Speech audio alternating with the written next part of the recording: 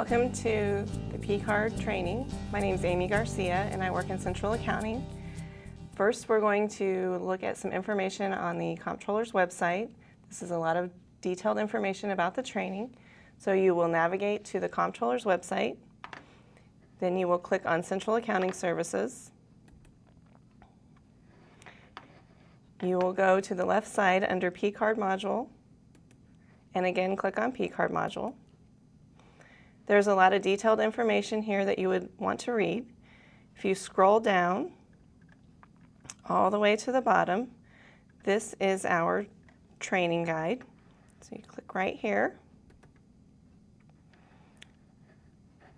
and open the file. This is the training guide. Page 2 has a wealth of information. This is where it talks about the reason we are going to the P-Card module. It's in order to provide a paperless solution for the review and approval of BPC transactions. We're moving to make a more paperless environment and a better workflow environment. This process will be implemented on December 27th after the December cutoff. This new module will replace the current BPC module in PeopleSoft. There's no changes to the actual credit card program or the use of the KU BPC cards.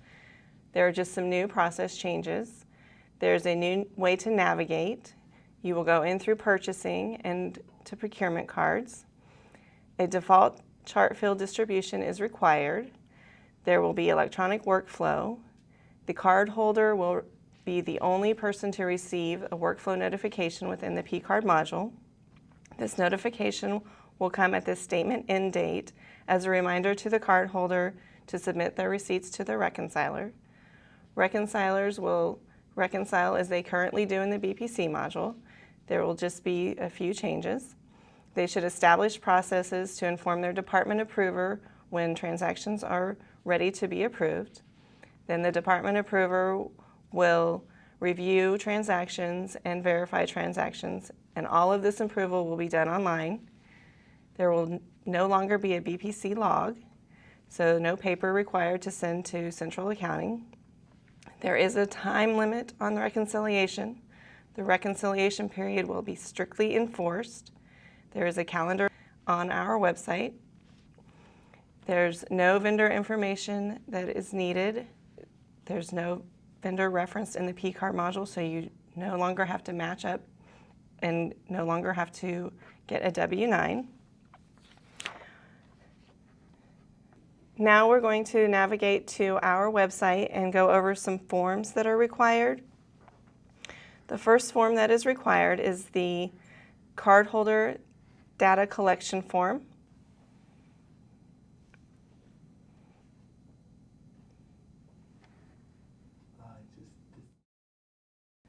So after you click on the form on our website, it will bring you to this screen in Excel. This form is used to maintain the cardholder profile, which includes the default distribution information, reconciler proxy, department approver proxy. It is necessary to fill out this card if a cardholder leaves the university, moves to a different department, or when any changes need to be made to the default information. So make sure that you turn this form in and you can fill it out completely on the screen and make sure that your macros are enabled and you can hit submit. It's emailed directly to Central Accounting. Another form that is important that is on our website is the BPC Action Request form. This is the application to become a card holder. You'll fill this out if you need to become a card holder, and we will click on that. You'll fill out the information. Page 2 has all of your default information that you would need, the Department Reconciler 1, Department Reconciler 2. So you would need to make sure that you fill out the application completely, and you would need to fax it over to Central Accounting, walk it over to Central Accounting. Just make sure that you turn this form into Central Accounting in order to become a card holder. Another form that you will need to make sure is filled out, if you do not currently have access to PeopleSoft Financials, you will need to fill out the Procurement Card PeopleSoft Financials Access form.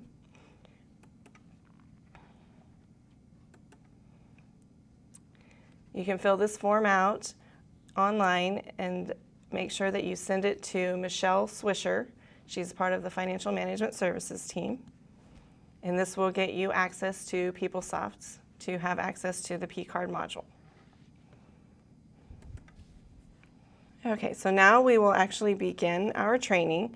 And for those of you that do not have PeopleSoft access, you will have not used PeopleSoft, you will go into the comptroller's website. You will click on FSKU. And this is where you would sign in to PeopleSoft. You will sign in using your username and password.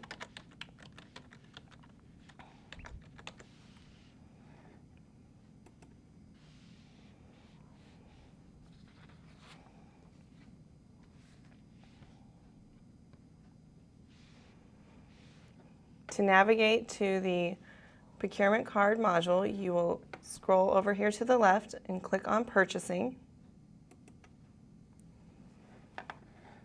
You will click on Procurement Cards, and under Reconcile, you will click on Reconcile Statement. This brings up a search panel, and the reconciler can use any of these search fields. You have a variety of ways to search. The employee name here is the card holder name. So you can search by employee name, you can search by card holder, card number, employee ID. You will want to always search for the statement status of staged. And for training purposes, we were going to use Barb Conrad. You can see it pulls up her name. You click on her name, and then you can click search. And this will pull in any transactions that are in the system for Barb Conrad's card. If you only have access to one cardholder's cards, you will not see the search panel. This is what would come up when you go into the P-Card module. As you can see here, the merchant is listed. So this is where we would normally in the BPC module have to get a vendor match and get a W-9. This is no longer required in the P-Card module. Also here, this function, the split line function, this is used to facilitate the use of multiple speed charts on one transaction line. This function will probably mainly be used by KUCR users. And if you have further questions on that, you can always contact Linda Kerr in KUCR. Also here, if you click on the Billing tab, this indicates the billing date, and the billing date is the last day of the current statement cycle. The month of the billing date is the month of the current cycle. For example, the billing date here is 12/21, so the current cycle is December. Also here on the description, this is the information that will be available in DEMAS, just as it is now in the current BPC module. So you'll want to make sure that you fill in a valid description for your reporting purposes. And this is departmental shredding.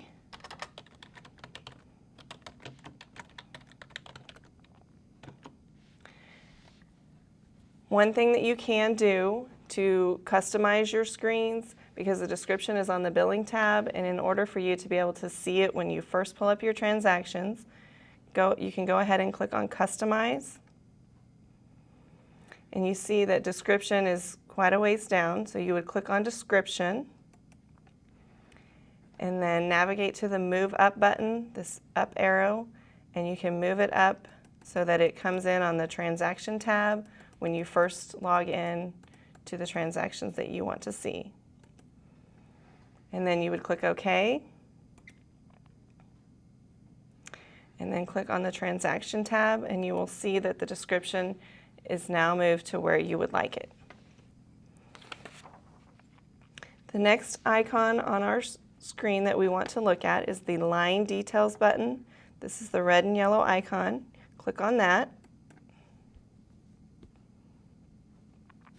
This is the information that is from Visa, and it tells a little bit more about the supplier and the products that were purchased. This transaction number, this long transaction number here at the top, is the unique identifier for each transaction. There is no sequential number as there is in the current BPC module. This will be your unique number for your transaction. And then you would click return to go back to the transaction. The next icon that you will look at, as you can see right now in this white bubble, which is the comments icon, there is no information in here. There's no lines indicating that anything has been updated. So the comments are required for all transactions lines, and you will click on comments. You will need to fill out your comments and be as descriptive as possible.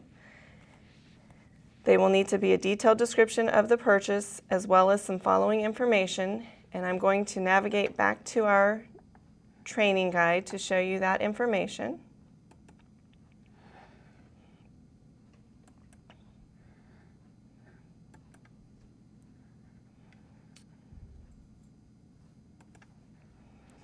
And this is quite a few pages down on page 11.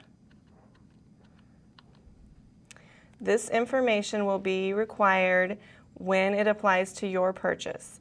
So if you have a purchase that is travel related, you will need to put in the travel authorization number, TA, and then the number exactly as it is.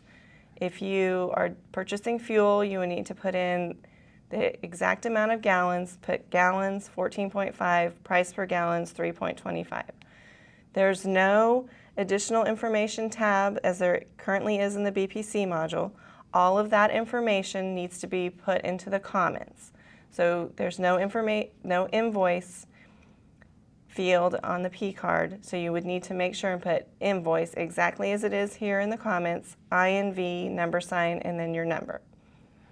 So now we will go back to the comments. And you need to fill in your comments.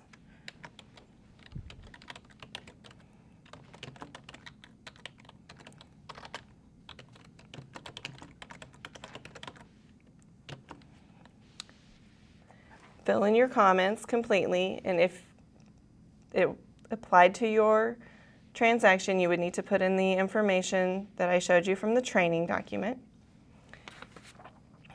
Next here, it is required that you attach your invoices. You will need to scan your receipts and attach them in the P-card module. So to attach your receipts, you would click on Attach, and then click on Browse. You can save your items to your hard drive, to your desktop, to a flash drive. Here I've saved it to the desktop. And then once you get it into your box, you will click Upload. And you can see that the attachment is now in the P-card module. And you can click on it, click on View to see that your attachment is actually in the system.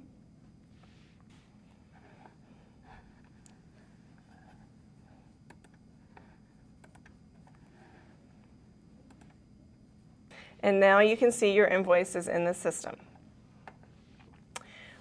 A note here that a paper BPC log is no longer required. You do not need to send any paper to central accounting offices. The electronic receipts that are attached within the P-card module are considered acceptable documentation from a campus records retention perspective. So you no longer have to submit paper logs. Once your receipt has been attached and your comments are completely filled out, you will click the OK button. And this takes you back to your transaction page. The next icon that you will need to look at is the distribution information.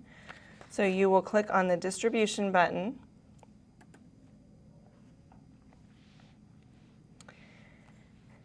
And this is where your default funding information is matched to the information that is uploaded from Visa.